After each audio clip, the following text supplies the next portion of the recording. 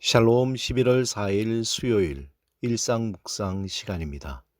우리의 마음을 열고 시편 125편 1절에서 2절 말씀으로 우리를 품으시고 보호하시는 하나님을 찬양하며 침묵으로 기도하겠습니다. 여호와를 의지하는 자는 시온산이 흔들리지 아니하고 영원히 있음 같도다. 산들이 예루살렘을 두rum같이 여호와께서 그의 백성을 지금부터 영원까지 두루시리로다. 여호와를 의지하는 자는 시온산이 흔들리지 아니하고 영원히 있음 같도다. 산들이 예루살렘을 두rum같이 여호와께서 그의 백성을 지금부터 영원까지 두루시리로다. 여호와를 의지하는 자는 시온산이 흔들리지 아니하고 영원히 있음 같도다. 산들이 예루살렘을 두rum같이 여호와께서 그의 백성을 지금부터 영원까지 두루시리로다.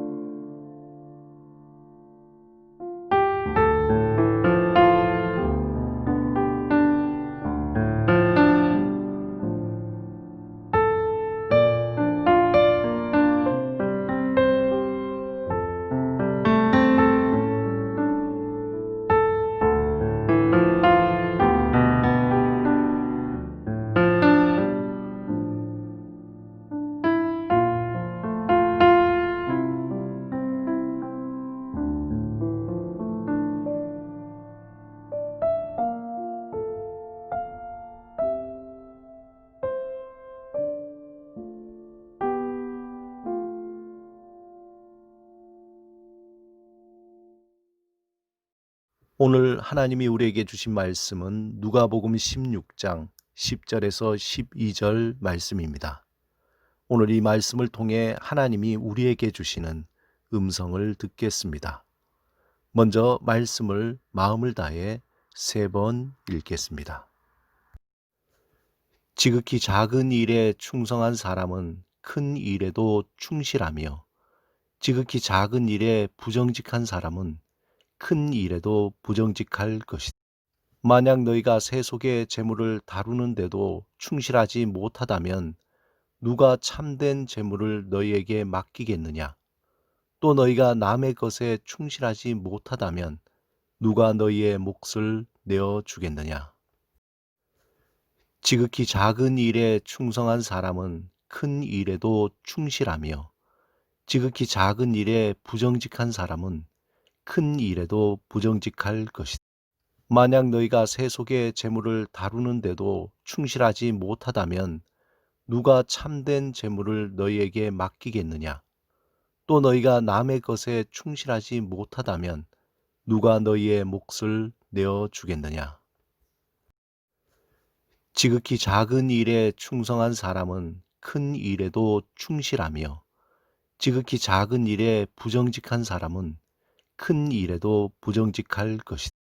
만약 너희가 세속의 재물을 다루는데도 충실하지 못하다면 누가 참된 재물을 너희에게 맡기겠느냐? 또 너희가 남의 것에 충실하지 못하다면 누가 너희의 몫을 내어주겠느냐?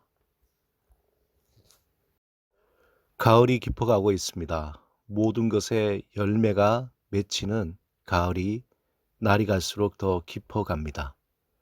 그동안 무엇을 심었는가 그 열매를 맛보는 계절이 되었습니다. 우리가 흔히 실력이 있다, 실력이 없다라는 것을 이야기할 때 결국 그것은 반복의 열매라는 것을 알 수 있습니다. 우리 삶의 모든 일이 다 그런 것 같습니다. 학생에서 직장인, 학자나 예술가, 스포츠맨이나 정치가 등 어떤 실력을 갖춘 사람이라는 것은 기본적으로 반복된 일을 신실하게 잘 해낸다는 것을 말하는 것입니다. 그러므로 우리는 반복이라는 것에 대해 지겹게만 생각할 것이 아니라 나를 새롭게 창조하고 성장하게 하고 변화시키는 과정으로 기쁘게 받아들여야 합니다. 이것이 반복의 미학입니다. 신앙적인 관점에서 반복은 우리를 온전히 하나님의 사람으로 변화시키는 과정입니다. 우리가 예수 그리스도를 영접하고 이제 재물을 사랑하고 섬기는 것이 아니라 하나님을 사랑하고 섬기는 사람의 그 방향으로 전환되었습니다. 하나님은 우리를 하나님의 창조의 그 원리대로 새롭게 우리를 변화시키고자 하십니다. 그 과정 속에 하나님은 새 창조를 위한 반복을 통해서 변화시킨다는 것입니다.